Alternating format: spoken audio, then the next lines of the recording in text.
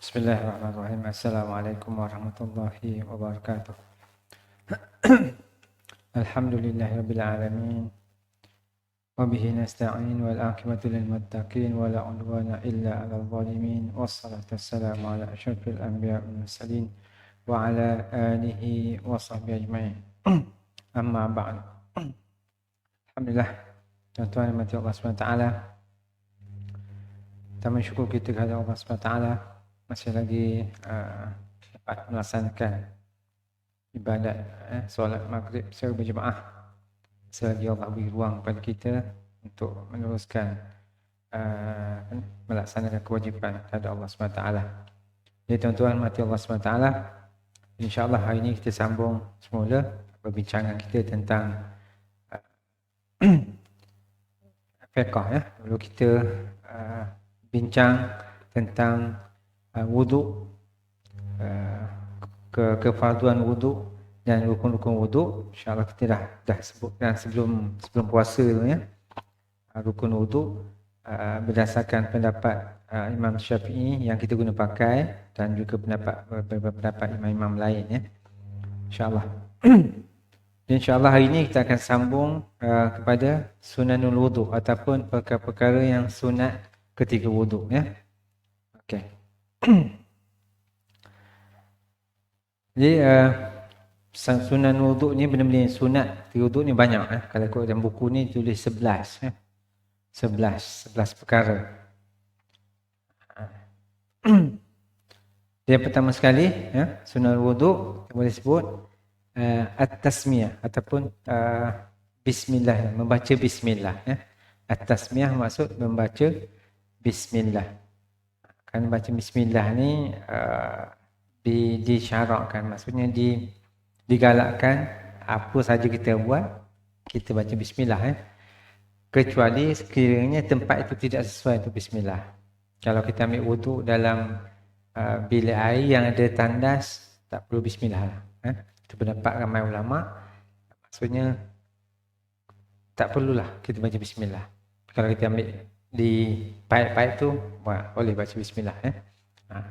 Manakala dalam bilik air kita niatkanlah niat wuduk saja ya. Mengangkat wuduk tak perlulah baca bismillah ya. Itu yang pertama. Insya-Allah kita tulis ya. Sunan wuduk.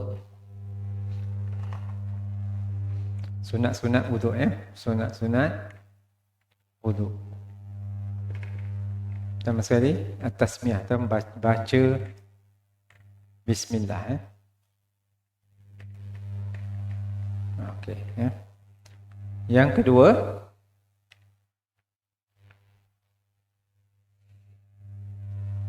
as-siwak. As-siwak ni membersihkan gigi. Kalau bukan maksud dia bersugilah ya. Ataupun kita bersihkan gigi. Boleh kita kata bersugilah ya. Maksudnya sebelum kita nak berwuduk, sunatnya bersihkan gigi. Gosok gigi ke, bersih dengan jari ke, terpulang, tak ada masalah ya. Kalau ada sugi, lebih baik sugi. Sugi ni bukan setakat digalakkan untuk wuduk, tapi untuk sebelum solat pun digalakkan bersugi. Tapi sugi ni hari ni kita dah tak ramai orang pakai. Sebenarnya dia satu benda yang sunat, sugi. Maknanya kita kalau lepas makan, kita nak sembahyang tu kita sugi dulu gigi kita dan mulut kita supaya makanan tu boleh orang kata boleh hilang ya. Sebelum kita solat. Yalah kadang-kadang kita dah bila nak solat kita rasa dah okey dah, tapi tengah sembahyang tu ada je keluar itu masalahnya. Kita rasa dah kumur, dah gosok gigi, kalau kita buka puasa tapi bila nak semayang tu, dah semayang, ada je rasa terkeluar. Tiba-tiba je ada berasa kat lidah. Itu yang selalu berlaku. Lepas tu, apa dia? Boleh kita ludah dengan keadaan yang jangan sampai mengganggu solat. Kita keluarkan perlahan-lahan, ambil ke, buang ke macam ni sebagainya, itu pulang. Tapi jangan ludah, weird sangat. Boleh kita keluarkan. Sebab kalau kita telan, dia yang boleh membatalkan solat. Kita makan, kita solat. Tapi sebab itu digalakkan sangat bersugi sebelum solat. Memang tak, saya sendiri pun tak buat, memang tak ramai orang yang buat benda itu. Kayu sugi tu ketika nak melakukan solat. Maknanya bersihkan gigi kita.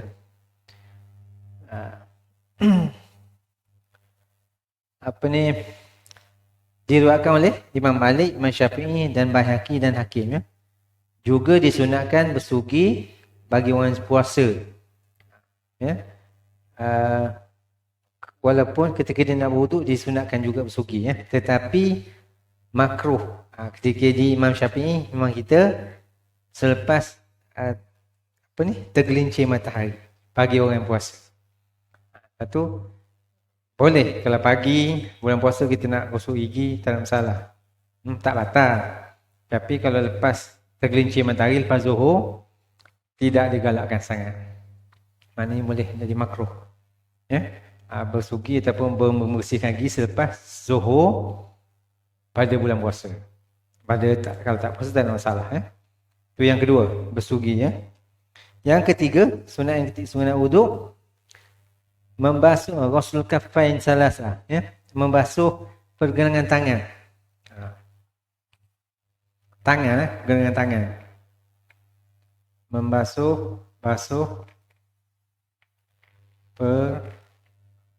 pergelangan. Macam mana je pergelangan? Pergelangan tangan. Mana membasuh ikut kafan ni tapak tangan, tapi dia maksudnya basuh tangan sampai pergelangan tangan. Itu sunat. Membasuh pergelangan tangan pada awal wuduk. Ada hadis daripada Aus As-Saqafi. Dia berkata, aku melihat Rasulullah SAW berwuduk dan membasuh tangan dia 3 kali. Basuh tangan, sunat. Itu yang ketiga. Yang keempat, sunat wuduk, al-madmadah wal istinsyaq berkumur.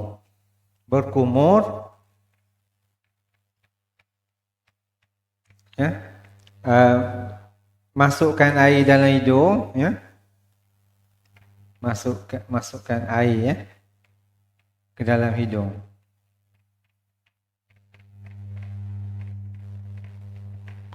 Istinsyaq ni keluarkan air dari hidung, hidung. Tu yang sebab tu tengok orang buat kumur, berkumur, masukkan air dalam hidung, sedut, kemudian keluarkan air dari hidung. Itu sebenarnya, tapi sedut biar sampai dia rasa ke rongga hidung. Sebenarnya kaedah wuduk, saya pun tengok banyak video-video yang ditunjukkan, biar sedut tu biar berasa ke pangkai hidung ni, baru dah ada kesan dia sebenarnya. Tapi kita tak berani buat kan sebab takut lemah. Bukan lemah benda, takut benda tak selesa. Sedangkan sebenarnya itu cara yang baik, cara yang betul. Kerana ada kajian mengatakan kalau kita masukkan air dalam hidung itu yang kita keluarkan balik ketika berwuduk, dia boleh menghindari masalah resedung sebenarnya. Sinus, sinus. Masalah sinus. Tapi sebab kita tak buat betul sebenarnya. Kita kumur, Sikit je. Dia sebenarnya kena sedut sebelah sini bagi keluar. Ya. Supaya kotoran dalam hidung tu keluar sebenarnya. Tapi kita tak buat macam tu Memang kalau sedut betul memang rasa nak lemah lah Lebih bila rasa sampai ke rongga hidung tu sebenarnya dia menghilangkan kekotoran. Itu kajian sains dia boleh menghindarkan penyakit resdung. Kita orang Malaysia ni majoriti ramai orang ada resdung. Cuma kuat tak kuat je. Okay? Jadi berkumur-kumur sunat, masukkan air dalam hidung dan keluarkan air dalam hidung. Itu sunat wuduk. Okay? Yang seterusnya, yang kelima, takhlilul lihiyah wal asabi', menyelat-nyelat. Menyelat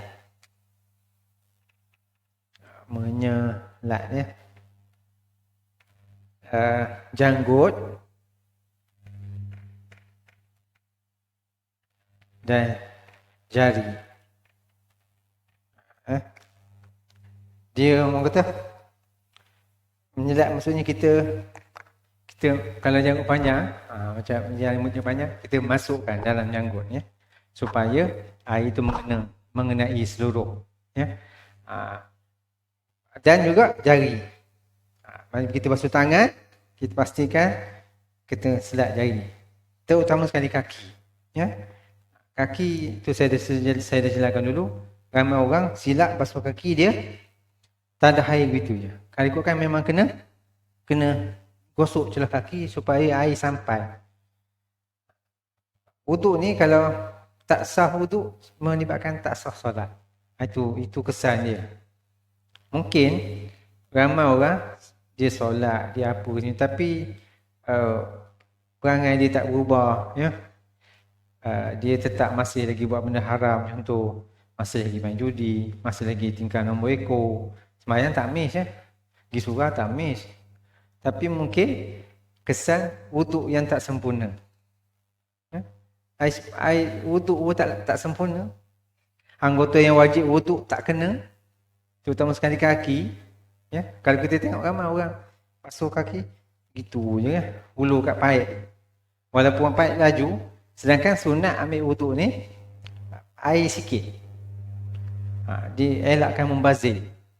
Kita ni sebab air mewah, kita pulah paip sekuat-kuat air mencelubu keluar. Sepatutnya sikit je, sikit basuh tadah, basuh muka dan sebagainya sekadar perlu, sehingga boleh meratakan air. Jadi tangan, kaki, janggut dan sebagainya kena kita gosok, selatkan dia supaya mengenai seluruh anggota yang wajib wuduk. Lebih tu wuduk dia ada kesan sebenarnya. Kadang-kadang kita rasa alah ambil semayang tu, asal kena air sudahlah. Kita kata kena tapi mungkin tak kena, terutama sekali ketika basuhan kaki. Sebab tu kaki celah jauh ni masih dikira anggota zahir, mesti kena. Jadi lepas tu kadang semayang kita semayang tapi ramai orang solat tapi masih buat jahat, ramai orang solat masih mencuri, masih macam-macam dia buat, masih tak menutup aurat. Perempuan kadang semayang tak miss tapi masih lagi buat benda yang tak baik dan sebagainya. Kesan daripada wuduk. Kalau wuduk tak sempurna, macam mana solat kita nak sah? Wuduk tak sah, solat tak sah lah. Okay? Baik, itu yang kelima. Yang seterusnya, tengok yang seterusnya, taslisul ghusl, iaitu menjadikannya 3 kali, ulang 3 kali, sunat. Yang fardunya wajibnya sekali je sebenarnya. Yang wajibnya basuh 3 kali. Yang wajibnya sekali je. 3 kali ni sunat. Lepas tu kita biasa buat 3 kali 3 kali. Cuma sekali, kalau kita basuh sekali, pastikan air kena. Antara orang kata sebab apa kena sekali, sebab mungkin sekali tak kena, jadi ulang 3 kali. Kalau bukan 3 kali itu sunat saja. Kemudian tayamun ay al-bad'u bi ghusli yamin qabla al-yasar. menganan, bagaimana? Basuh yang kanan dulu. Tayammum ni maksudnya mulakan sebelah kanan.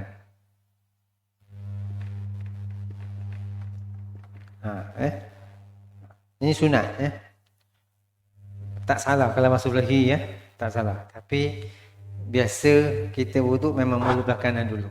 Muka sekali, tangan, kaki belah kanan dulu Tapi sebelah kiri tak salah, tak salah Tidak jadi masalah kalau kita basuh belah kiri dulu, tetapi daripada hadis Aisyah menyebutkan Rasulullah SAW yuhibbut tayamun fi tana'ulihi labisan na'lu wa tarjulihi tasrihul ashr. Maksudnya Rasulullah suka menggunakan menganan, atau maksudnya mulakan pada belah kanan ketika basuh kaki Maknanya Rasulullah sendiri, hadis sahih Rasulullah sendiri suka basuh belah kanan dulu. Kita pun ikutlah basuh belah kanan, sunat. Tapi kalau kita ada orang basuh belah kiri dulu, tak apa. Dia tidak sebut batal wuduk sah wuduk dia. Tapi dia tak ikut sunat lah. Tak ada masalah Macam saya sebut dulu, tertib dia sebut rukun, hanya Imam Syafi'i mensyaratkan tertib rukun niat, basuh muka, basuh tangan, basuh sebahagian kepala, basuh kaki dan tertib. 6 rukun wuduk yang kita guna pakai. Tapi imam lain tidak mensyaratkan tertib. Basuh apa dulu? Basuh kaki dulu boleh, basuh tangan dulu boleh. Tetapi cara wuduk disebut dalam Quran. Jadi kita tak pernah nampak, kita tak pernah jumpa mazhab lain sekalipun basuh berwuduk dengan basuh kaki dulu. Sebab Quran sebut. Cara berwuduk disebutkan dalam Quran. Jadi cuma mereka khilaf dia sudut rukun wuduk tu saja. Cuma Imam Syafi'i ni detail. Niat dia masuk dalam rukun. Nak wuduk mesti ada niat. Kemudian akhir sekali mesti tertib. Mana basuh muka, basuh tangan, basuh ke bahagian kepala, basuh kaki. Mana kalau kita basuh tangan dulu, batal lah wuduk kita. Kalau ikut rukun, kalau kita ambil wuduk, basuh tangan dulu, tak sah wuduk kita. Itu berdasarkan tertib yang disyaratkan oleh Imam Syafi'i. Sebab Imam Syafi'i terkenal dengan, kita nak kata apa? Bukan rigid tetapi detail. Segala benda detail, sangat detail. Jadi banyak benda yang kita ikut penggalan Imam Syafi'i, dia sangat detail. Teliti. Okey, yang seterusnya. Yang ketujuh Adalku wal muwalah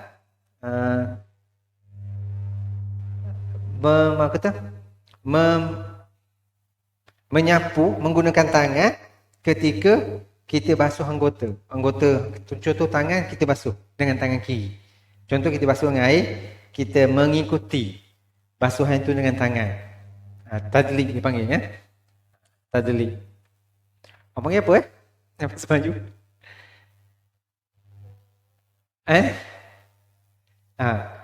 Sebab tu gosok.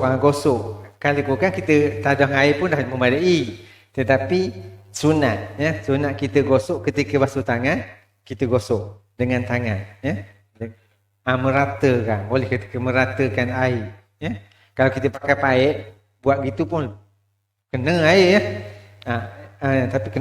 tapi memang sunat kita meratakan air celah jari ni dengan tangan yang sebelah. Kalau basuh tangan tengah-tengah dan kanan kita boleh kita meratakan lah jangan kata meratakan air dengan tangan. Kemudian jangan angkat sebab kalau sekiranya kita gunakan air yang sedikit yang boleh menyebabkan air itu jadi mustakmal. Tapi kalau pakai paip tak ada masalah. Pakai paip sebab air paip tu Cuma ada isu tentang menggunakan gayung Saya tengok dalam apa kita gunakan tangan untuk berjanji meniat sebagai penceduk tak apa. Dia tak jadi air mustakmal. Tapi kalau ada cebok lain lebih baik. Kalau kita katalah kita gunakan air dalam baldi, ya, kita gunakan cedok, sapu basuh tangan sebagainya. Tapi kalau tak ada cedok, gunakan tangan. Tapi niat gunakan tangan itu sebagai pencedok, bukan sebagai anggota wudu. Ya? Di kaedah berwudu sebenarnya tak perlu air banyak. Tak perlu air banyak. Lepas tu Nabi pun sebut dalam hadis, Nabi bukan nak kata tegahan berbentuk haram, tapi dia satu tegahan berbentuk larangan membazir. Ada hadisnya, saya tak ingat apa hadisnya, tapi hadis sahih.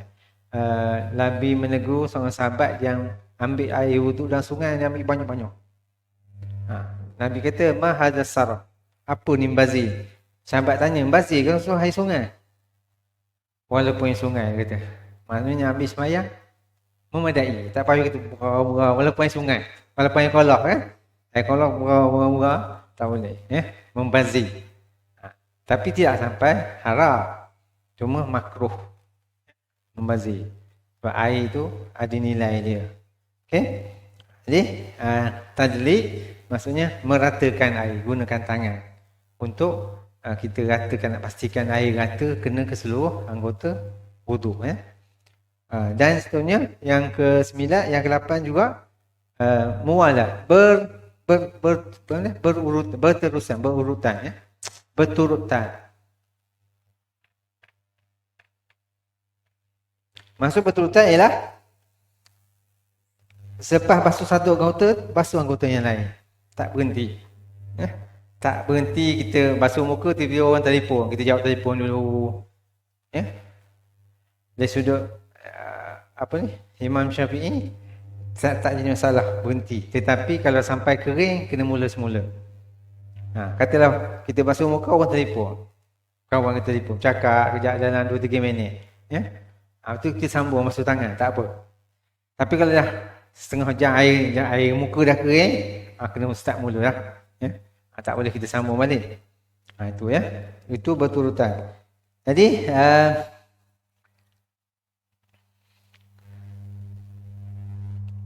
Imam Malik kata menyapu tangan ni wajib, fardu. Dan Imam Malik dan Imam Hambali, mazhab Malikiyah dan mazhab Hanabilah, berturutan juga dikatakan wajib. Tapi Imam Syafi'i tak kata wajib. Maksudnya kita ambil semua tadi saya sebut, ambil sembahyang muka, jawab telefon sekejap, 2-3 minit, lepas tu kita sambung sana, tak apa. Okey? Boleh. Kadang-kadang ada kita baru hampa semuka orang telefon, susah betul. Ada orang tak peduli, dia ambil wuduk, dia baru cakap, baru jawab. Macam itulah, kadang tengah sembahyang baru sibuk telefon. Tapi nak buat macam mana, bukan orang tahu kita tengah sembahyang. Kadang-kadang di masjid tu, kadang surau, masjid selalu berlaku. Imam dah pesan, kadang timbul rasa nak marah, tapi senyap je lah. Imam dah kata, saya yang kata telefon. Tengah sembahyang bunyi juga. Sebab telefon ni mengganggu. Kata siapa? Imam Nuruddin Al-Banjari, dia kata, kenapa pemain bola sepak tu tak bawa telefon dalam padang? Cristiano Ronaldo tak bawa telefon main bola sebab telefon mengganggu. Macam kita sembahyang tak bawa telefon lah. Kalau datang sejak maghrib sampai isyak, tak payah buat telefon. Tapi buat telefon boleh, senyapkan lah. Jangan mengganggu orang lain. Maknanya telefon tu boleh mengganggu. Kalau tak ada keperluan, tak payah bawa. Kalau rasa perlu, bawa, tak apa. Mana kalau rasa bawa tu lebih penting, lebih perlu daripada tinggal kat rumah, bawa lah. Tapi kena senyapkan lah. Macam tu. Kadang saya kalau semayang masjid lah, tepian Putra tu, imam dah sebut, dia semayang sekali, tapi bunyi juga telefon. Kadang-kadang kita tak dibasuh kan ni. Dah kebor, kalau imam tak rabah, tak apa. Mungkin dia baru sampai ke, dia lupa kan. Dia lupa nak silent. Duduk sekali imam, qomat baru bangun sekali dengan jemaah lain. Imam sebut, silentkan telefon, senyapkan telefon, matikan ataupun silentkan. Bunyi semacam. Itu tak peka. Bunyi. Biasa memang kalau semayang zuhur mesti ada. Saya semayang zuhur mesti ada bunyi telefon. Semaya asar macam tu. Dia tak, dia dah bunyi hari macam-macam. Okey. Jadi Imam Malik dan Imam Hanbal ni, mazhab Maliki dan Hanabilah mengatakan berturutan ini dalam fardu merupakan fardu rukun, ya. Kena berterusan. Kalau dah ambil semayang, ambil muka, lepas tu berhenti telefon je, kena ambil semula lah. Kena basuh muka semula, baru basuh anggota yang lain, ya. Okey, yang ke-9. Yang ke-8. 7, yang itu 7. Oh, yang kanan tadi yang ke-6 juga, ya. Ni ke-6, ya. Ini ke-7.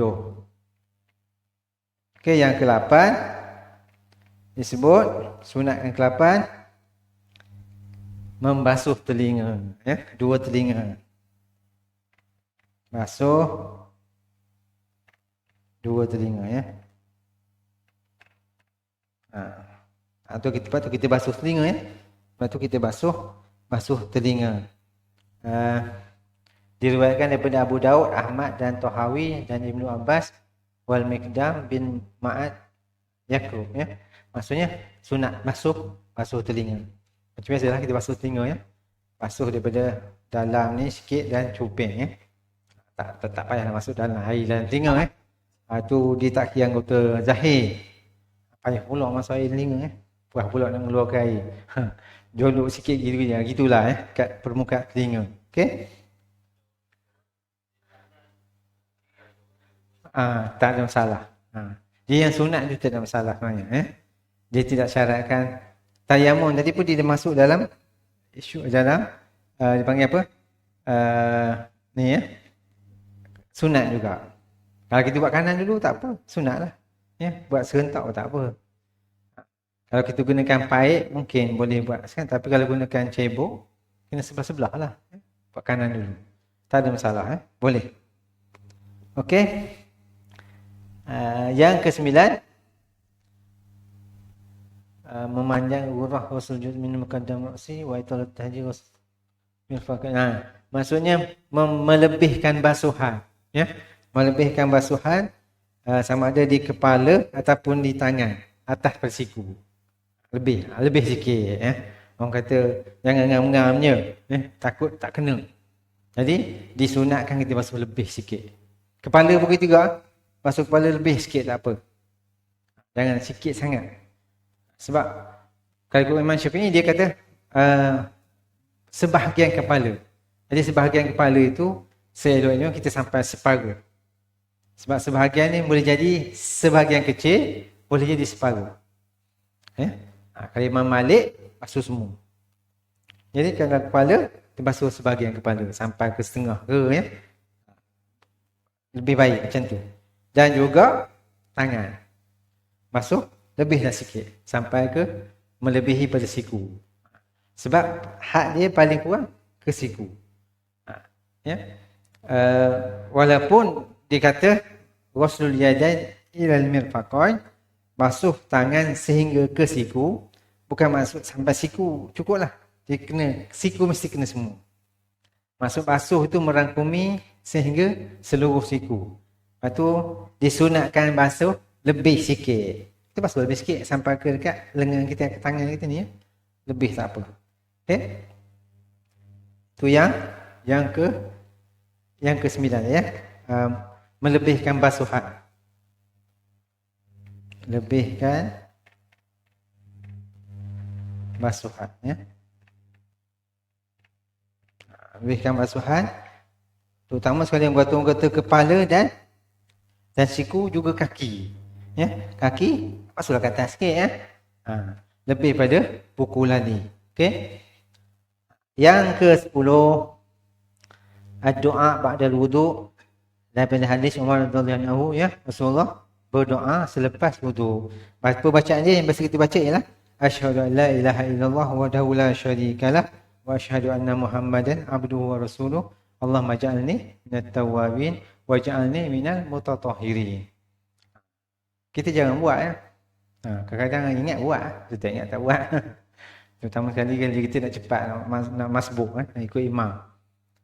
Boleh disunatkan kita baca dah habis wudu, angkat tangan, baca asyhadu an la ilaha illallah wahdahu la syarikalah wa asyhadu anna Muhammadan abduhu wa rasuluh.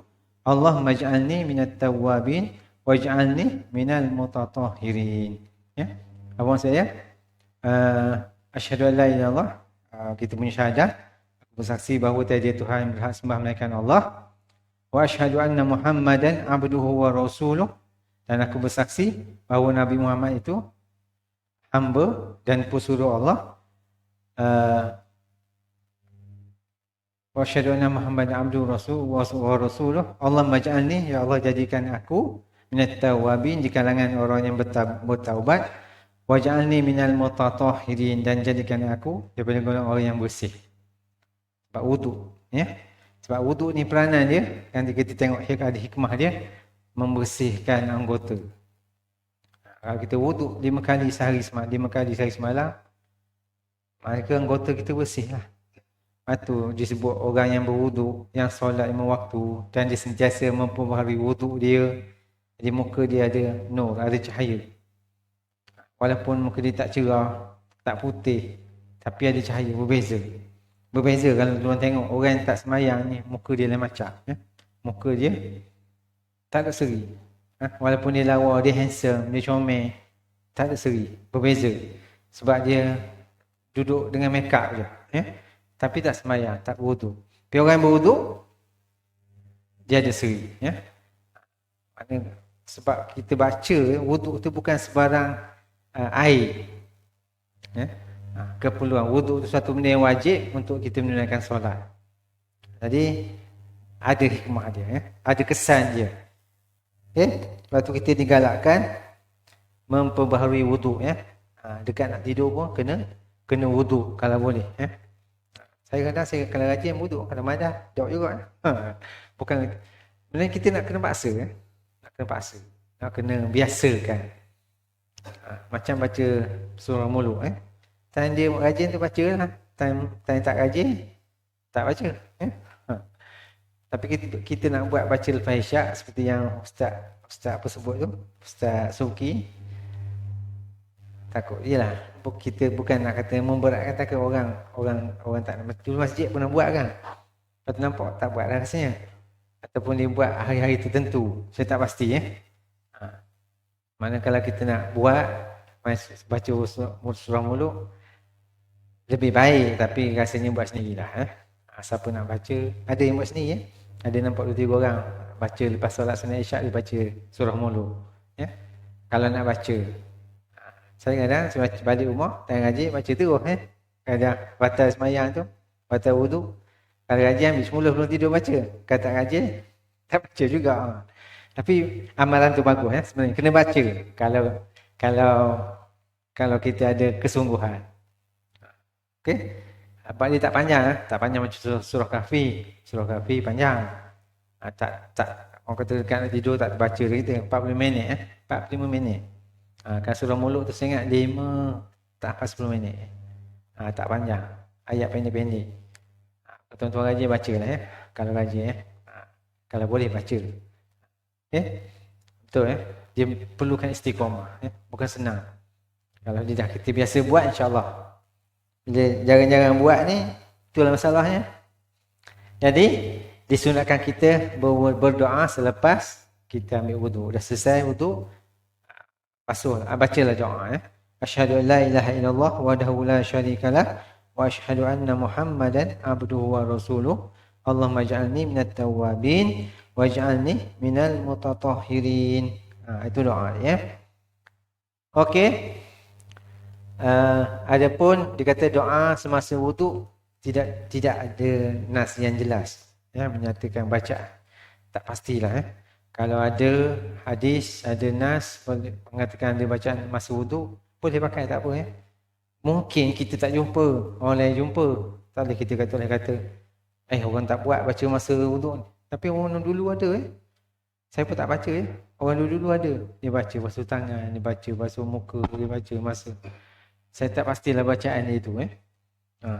Ya, cuma pernah belajar, ya. Tapi kalau dia ada jumpa sandaran dia, tak apa, tak ada masalah. Tak ada masalah. Niat je. Ha. Ha.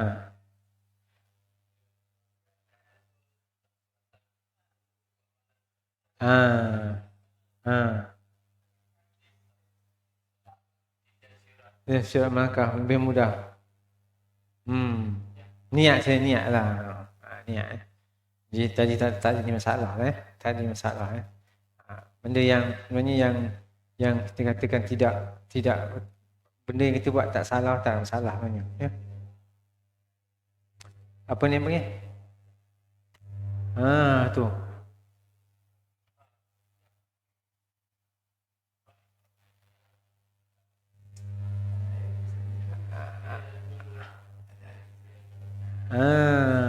Ada yang kita boleh Ustaz Puan ajar tu. Kita sebelum ni kan. Okey. Kalau ada tak apa tak masalah Sebab niat lah kita niat kita basuh wuduk tangan tu supaya kita terima kitab amalan kita pada tangan kanan ya. Niat saja tak ada masalah Okey. Yang terakhir yang ke-11 ya, solat sunat wuduk ya. Solat sunat wuduk.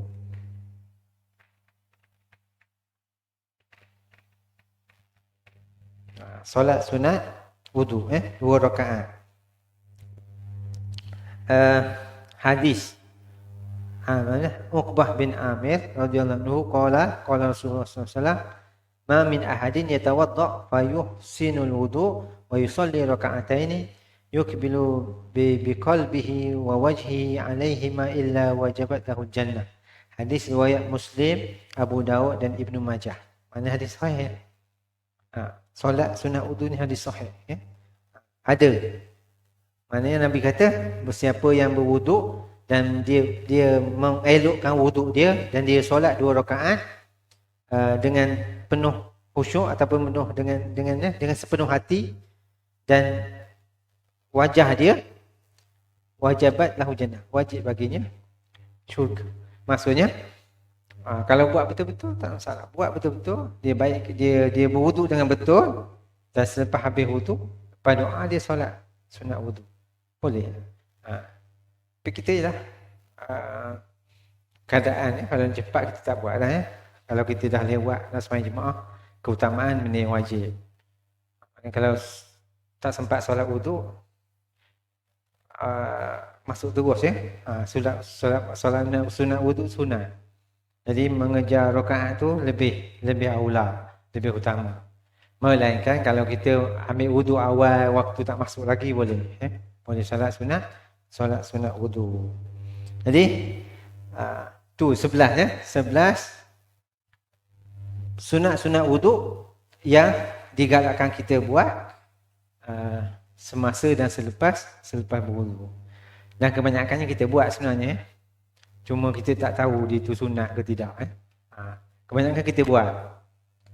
Itulah 11 perkara yang disunatkan untuk kita lakukan ketika berwuduk bermula pada bismillah, bersihkan gigi basuh pegangan tangan, berkumur, masukkan air di dalam hidung, keluarkan air daripada hidung kemudian menyelat-nyelat janggut dan jari basuh 3 kali, mulakan dengan sebelah kanan dulu dan meratakan air dan berturut-turut.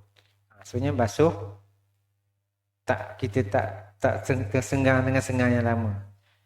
Basuh telinga dan melebihkan basuhan tangan dan kepala juga kaki Cuma tak ada sebut basuh tengkuk tak.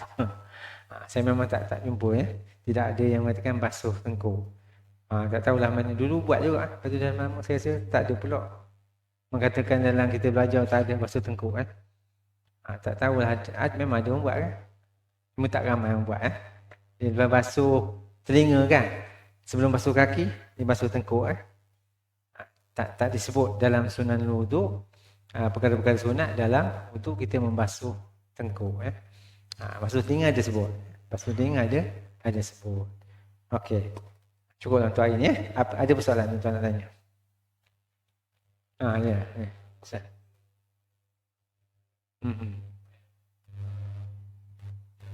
Komplian.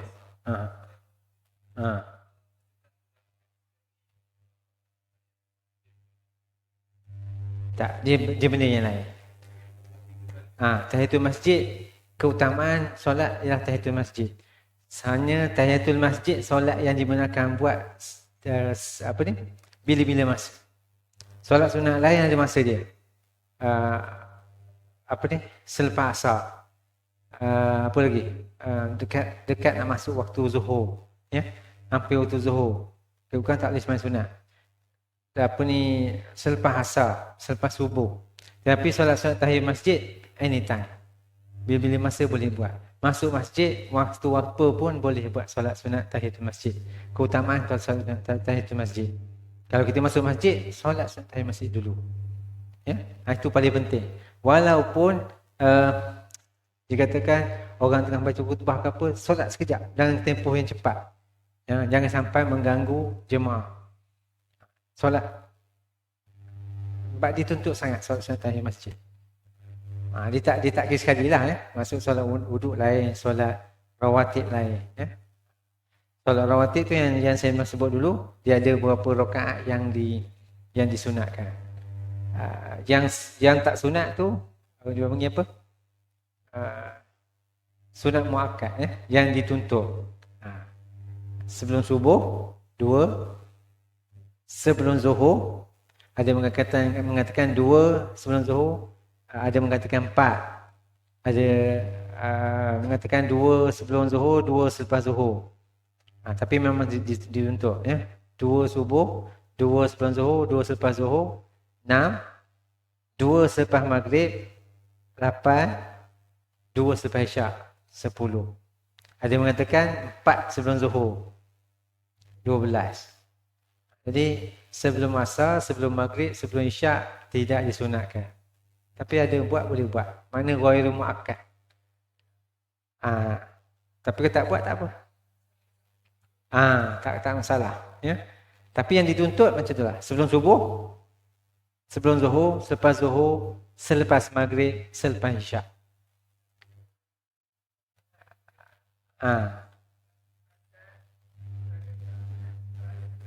Boleh. Tapi kalau imam suruh sembahyang tu, tak boleh marah lah. Ada masjid macam tu, saya sembahyang beberapa masjid di Kuantan, dekat Taman Tah masjid, bukan yang masjid tepi jalan, masjid yang dalam sikit, masih kecil sikit. Kalau kita hala masjid apa nama dia? Masjid Khairiah ke masjid apa? Blok kiri. Kalau kita dari gambar, kita sebelum sempang ke Pekan tu ada masjid blok kiri. Blok kiri. Bukan masjid besar, dia kecil je. Dia tak sembahyang buat sebab saya selalu pergi muhadib saya situ, main situ lah maghrib. Lepas azan tu dia qomat. Tak masalah. Kita mungkin kita nak tunggu jemaah. Lepas azan orang sembahyang sunat dulu sementara jemaah datang. Sebab tu kalau subuh sebenarnya kalau saya di negara Arab tu ditangguh sampai 20 minit nak bagi orang datang subuh, Kalau di Masjid Rusila biasa Tuan Guru Haji Adi pun buat juga. Kadang sampai 20 minit lewatkan supaya orang boleh datang. Kita mungkin orang nak kerja cepat, maksimal 10 minit jalan qomat lah. Kalau lewat sikit 12 minit, 15 minit tak ada masalah. Bergantung pada waktu, Kalau subuh awal tak apa, kita lewat sikit. Kalau subuh dah lewat, orang nak bekerja, nak pergi kerja susah pula, tak apalah. Mungkin dia lepas sembahyang dia boleh bangun terus, tak apa.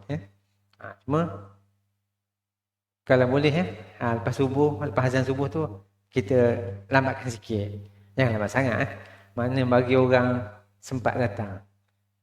Lepas tu disunatkan juga, digalakkan juga kalau imam subuh tu rakaat pertama dia baca banyak sikit.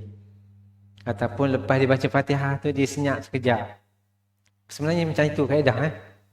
Banyak masjid buat imam lepas dia baca Fatihah dia senyap.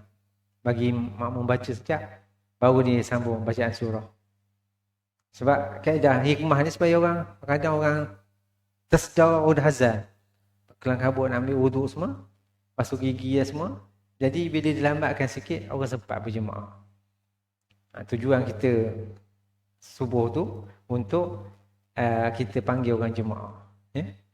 Memang maksudnya bukan kita melewatkan sangat. Semayang paling baik di awal waktu. Masuk awal waktu tu, lepas azan 10 minit, 15 minit awal lah. Jangan lepas azan dekat matahari terbit pun nak semayang subuh. Itu melambatkan waktu. Awal waktu maksudnya azan, semayang sunat sekejap, semayang. Kalau subuh, memang betul. Berlaku di negara Arab, saya pergi mana-mana, memang dia lewatkan sehingga 15 ataupun 20 minit. Bagi orang datang. Kita bergantung pada keadaan, tak ada masalah. 10 minit pun okey dah. Mungkin 2-13 minit pun okey. Jangan lepas subuh, lepas azan tu semayang, tu susah. Itu sikit lah. Sebab solat sunat subuh antara yang paling dituntut. Pahala dia besar. Jadi kita buat.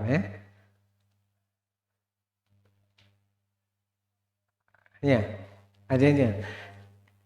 Tapi antara fardu, kalau kita tak ada, kita semayanglah fardu.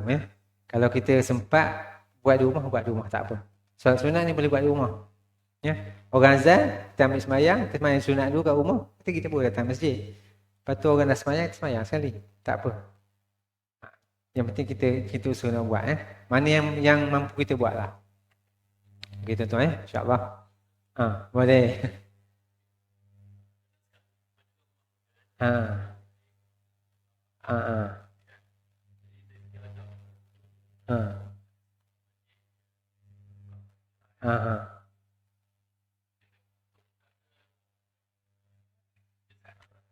Jadi sebab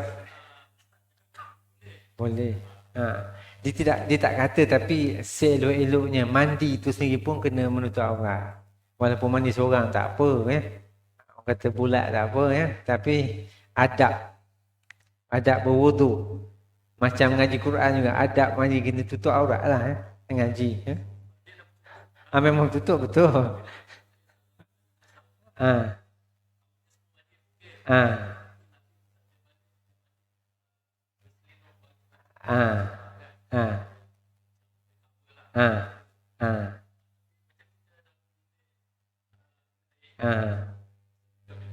Bila air.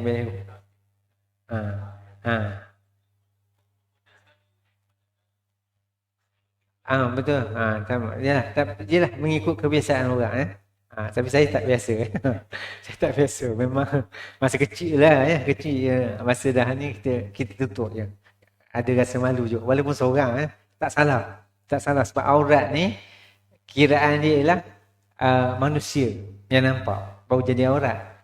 Kadang-kadang kita mandi cicak nampak. Tapi tak boleh. Tak masalah. Lalat ke, ke awal ke nampak. Tak masalah. Tapi adab berwuduk kena tutup aurat lah. Dia tak kata mandi wajib ke kena tutup aurat lah.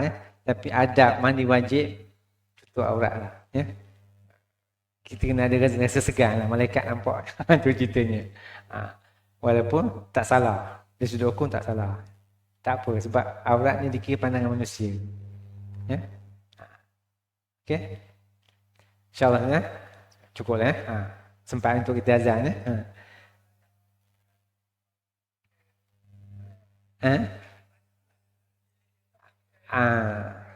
Sebenarnya di sudut pakaian ni adab lah. Adab kita dengan pakailah. Okey. Kita tutup setakat ni, kita bincangkan ni. Apa yang baik daripada Allah SWT, apa yang salah silap datang daripada kedhaifan di sini. Aku ni qauli hadza wa astaghfirullahalazim li wa lakum. Assalamualaikum warahmatullahi wabarakatuh. Kita tutup dengan tasbih kafarah surah Al-Asr. Subhanallah wa bihamdika asyhadu an la ilaha illa anta astaghfiruka wa atubu ilaik. Bismillahirrahmanirrahim. Wal 'asr innal insana lafi khusr illa alladhina amanu wa amilus solihat wa tawassaw bil haqqi wa tawassaw bis sabr.